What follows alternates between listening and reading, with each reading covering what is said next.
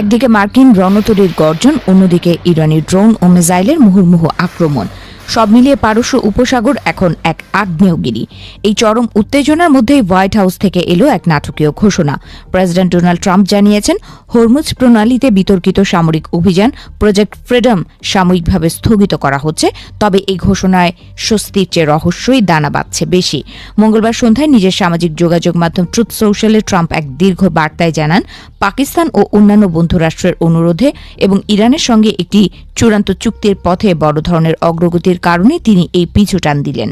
ট্রাম্পের দাবি, সামরিকভাবে আমেরিকা ব্যাপকভাবে সফল হয়েছে, কিন্তু প্রশ্ন উঠেছে, সত্যিই কি শান্তি আসছে, নাকি এটি বড় কোনো ঝড়ের আগে সমুদ্রের এক সাময়িক নিস্তব্ধতা? মার্কিন প্রতিরক্ষামন্ত্রী পিট হেগসেথ পেন্টাগনের ব্রিফিংয়ে অত্যন্ত চড়া গলায় কথা বলেছেন। তিনি দাবি করেছেন, মার্কিন সামরিক শক্তি হরমুজ প্রণালীর ওপর একটি লাল সাদা নীল রঙের অভেদ্য সুরক্ষা বলয় তৈরি করেছে। তার মতে এটি বিশ্ববাসীর জন্য আমেরিকার পক্ষ থেকে একটি উপহার। যদিও ইরানের সংসদ স্পিকার মোহাম্মদ বাঘের গালিবাফ পাল্টা হুঙ্কার দিয়ে বলেছেন, ইরান তো এখনো আসল খেলা শুরুই করেনি। গত কয়েকদিনের যুদ্ধচিত্র ছিল ভয়াবহ। মার্কিন নৌবাহিনী এবং বাণিজ্যিক জাহাজ লক্ষ্য করে ইরান একের পর এক ক্রুজ মিসাইল ও ড্রোন ছুড়েছে। পাল্টা হামলায় ট্রাম্প প্রশাসন দাবি করেছে তারা ইরানের অন্তত 8টি সশস্ত্র নৌকা ধ্বংস করেছে। সমুদ্রের মাঝখানে এই পাল্টাপাল্টি আঘাতের খবর যখন আসছিল, তখন বিশ্ববাজারে তেলের দাম ব্যারেল প্রতি $100 ছাড়িয়ে গেছে। সাধারণ মানুষের কপালে চিন্তার ভাঁজ আরও চওড়া হচ্ছে। এদিকে দক্ষিণ কোরিয়ার একটি জাহাজে ভয়াবহ বিস্ফোরণ ও অগ্নিকাণ্ডের ঘটনা পরিস্থিতিকে আরও জটিল করে তুলেছে। ট্রাম্প সরাসরি এই হামলার জন্য তেহরানকে দায়ী করছেন এবং দক্ষিণ কোরিয়াকেও এই যুদ্ধে সামিল হওয়ার আহ্বান জানিয়েছেন। সিউল বর্তমানে এই প্রস্তাবটি নিয়ে দোটানায় রয়েছে। অন্যদিকে সংযুক্ত আরব আমিরাত দাবি করেছে তারা সোমবার ইরানের দিক থেকে আসা 12টি ব্যালিস্টিক মিসাইল ধ্বংস করেছে।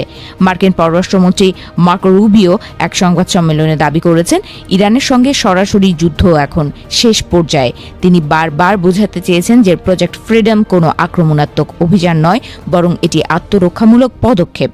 রুবিওর মতে, ইরান আন্তর্জাতিক জলসীমায় যা করছে তা স্রেফ অপরাধমূলক কাজ, কিন্তু এই যুক্তি ইরান মানতে নারাজ। তারা সাফ জানিয়ে দিয়েছে, জলপথের কর্তৃত্ব তারা ছাড়বে না।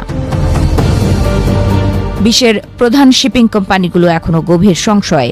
বড় প্রতিষ্ঠানগুলো মার্কিন প্রহরায় তাদের জাহাজ পার করলেও অনেক জাহাজ মালিকই এই মরণ ফাঁদে পা দিতে ভয় পাচ্ছেন। অ্যাংলো ইস্টার্ন ইউনিভার্ন গ্রুপের সিইও বিয়র্ন হোসগার্ড এক ইমেইল বার্তায় উদ্বেগ প্রকাশ করেছেন।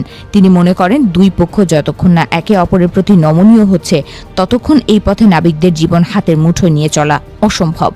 এখন সবার চোখ বেইজিং এর দিকে। ইরানের পররাষ্ট্রমন্ত্রী আব্বাস আরাকচি আলোচনার জন্য চীন সফরে যাচ্ছেন। পাকিস্তানের প্রধানমন্ত্রী শাহবাজ শরীফ দুই পক্ষকেই শান্ত থাকার এবং কূটনীতির পথে হাঁটার জোরালো আহ্বান জানিয়েছেন।